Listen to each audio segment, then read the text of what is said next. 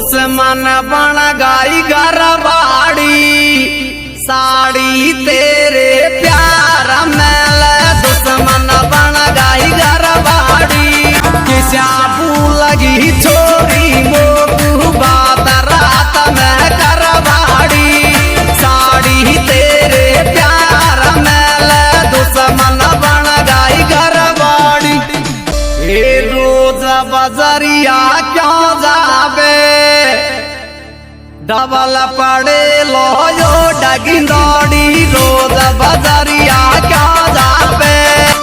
किसा भुलाऊं बाएली तेरी याद रात में आ जावे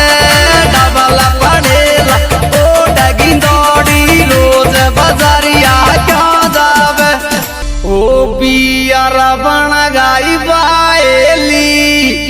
तेरो छूट्यो साथ दीवानी बियर बन गई।